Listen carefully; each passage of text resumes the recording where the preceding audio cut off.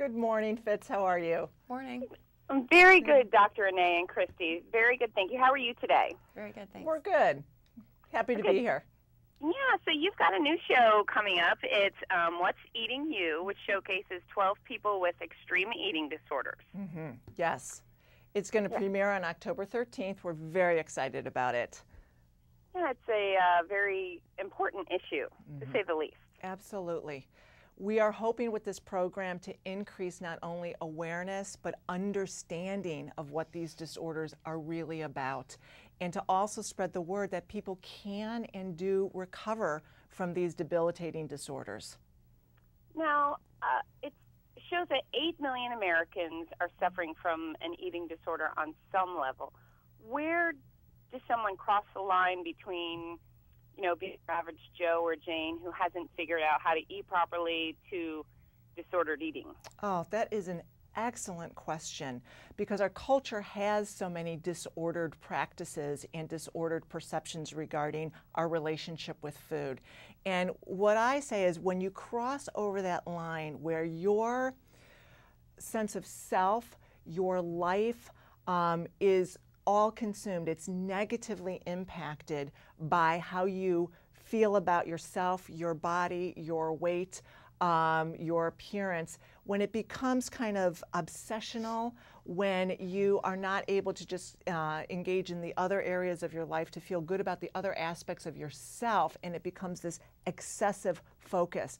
I think everybody has part of their self-esteem around appearance, but when it is excessive and when it is solely conditional, how you feel about yourself based on what you weigh and how you look, that's when it starts being disruptive to your life. And what are the main warning signs someone should pay attention, either they're demonstrating personally or someone they love is demonstrating? Sure. I think outwardly you see changes in somebody's weight, and that can either be drastically decreased or sometimes drastically increased.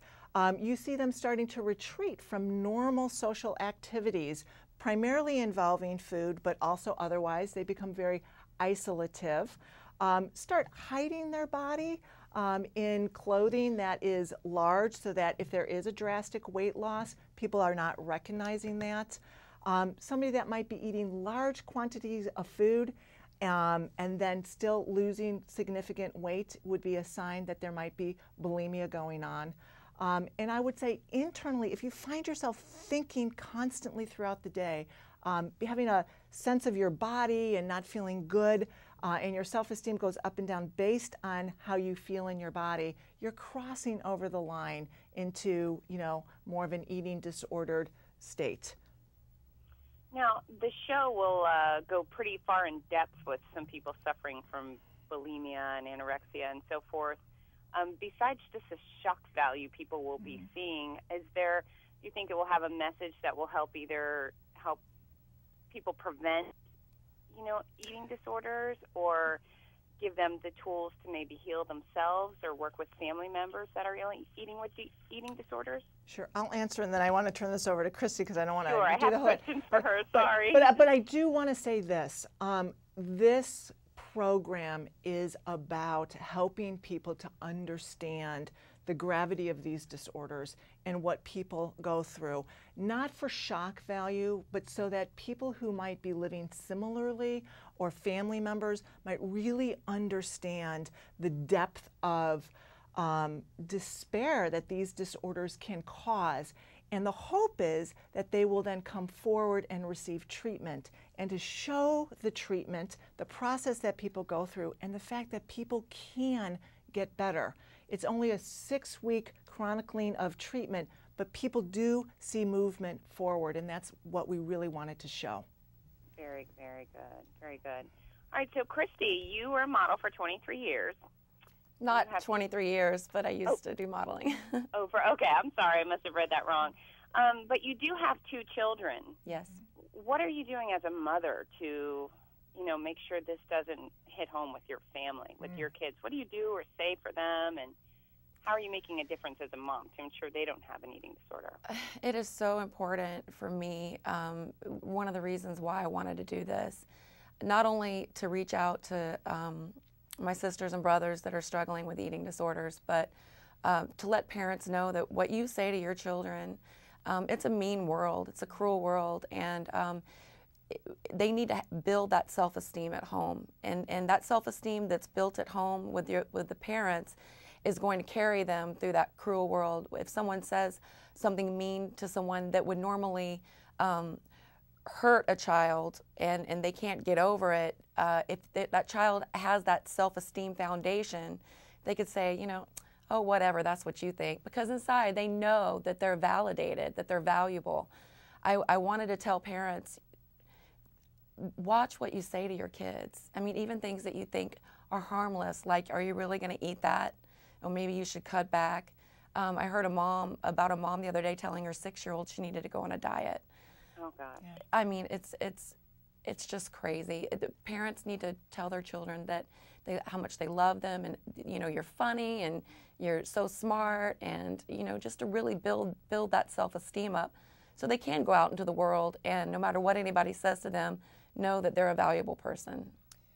Yeah, I very much agree. And as a fitness expert, you know, I have 2 little kids, and, you know, fat, that's a curse word in my home. You can't, fat's a 4-letter word. I would never do that to my kids, ever. I tell them all the time how great they are. If my kid wants to eat 2 cheeseburgers, I'll let him eat 2 cheeseburgers. He's a kid, you know, let them eat.